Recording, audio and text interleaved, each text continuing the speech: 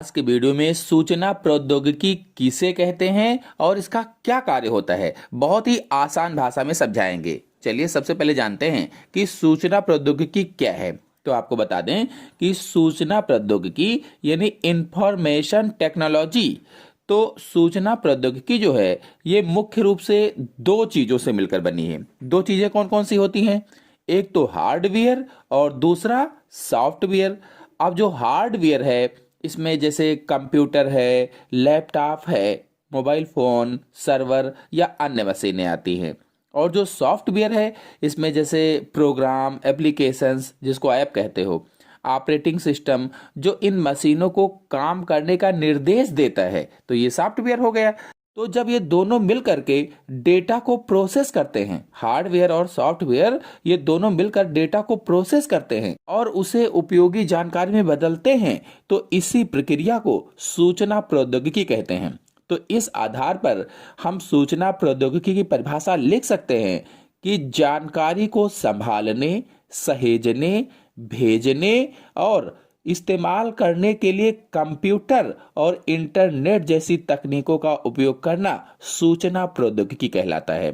अगर आप ये परिभाषा नहीं समझ पा रहे हैं तो आपको बता दें दूसरी परिभाषा कि सूचना प्रौद्योगिकी का मतलब है जानकारी अथवा सूचना को बनाने, स्टोर करने, भेजने और मैनेज करने के लिए टेक्नोलॉजी का इस्तेमाल करना। अब टेक्नोलॉजी में मैंने बताया कंप्यूटर और सॉफ्टवेयर यानी हार्डवेयर और सॉफ्टवेयर। कहने का मतलब यह है कि आप जिस तरह से फोन, कंप्यूटर, लैपटॉप या टैबलेट का इस्तेमाल करके किसी भी तरह की जानकारी जैसे है टेक्स्ट मैसेज है, फोटो है, वीडियो है, बैंक अकाउंट का डेटा है आदि को बनाते हैं, कहीं पर सेव करते हैं, किसी को भेजते हैं या उसे सुरक्षित रखते हैं, इन सब कामों में इस्तेमाल होने वाले उपकरणों और तरीकों को ही सामूहिक रूप से सूचना प्रौद्योगिकी कहा जाता है। तो अब आपको समझ में आ गया होगा कि सूचना प्रौद्योगिकी अथवा इंफॉर्मेशन टेक्नोलॉजी क्या होती है। अब चलिए इसके कार्यों को आपको समझा देते हैं। तो देखिए, जो सूचना प्रौद्योगिकी है, जो इंफॉर्मेशन टेक्नोलॉजी है, इसका मुख्य काम कंप्यूटर और डिजिटल उपकरणों का इस्तेमाल करके जानकारी को संभालना है, सूचना को संभालना है।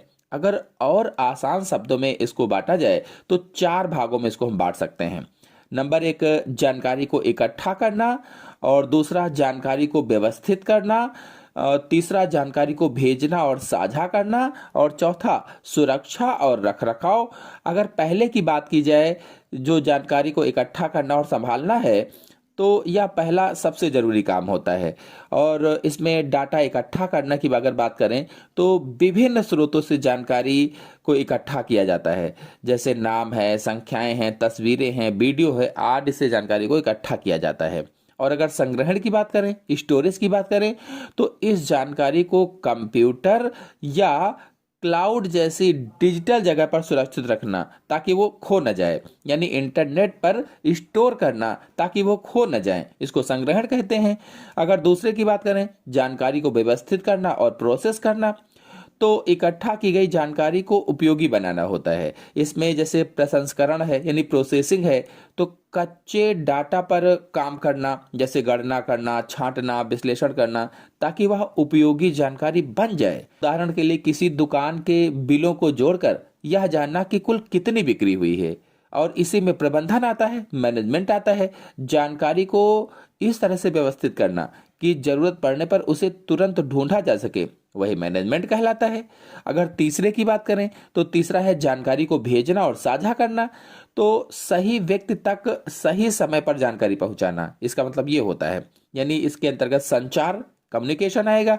तो ईमेल, इंटरनेट, सोशल मीडिया या वीडियो कॉन्फ्रेंसिंग के जरिए जानकारी का आदान प्रदान करना, और इसी में नेटवर्किंग आएगी। तो कंप्यूटर और उपकरणों को एक दूसरे से जोड़ना ताकि वे आपस में बात कर सकें और अधिक जानकारी साझा कर सकें। अगर चौथे की बात करें, चौथे कार्य की, तो सुरक्षा और रखरखाव है यानी सिक्योरिटी एंड मेंटेनेंस है। तो पूरे सिस्टम को ठीक रखना और बचाना ही सुरक्षा और रखाव है।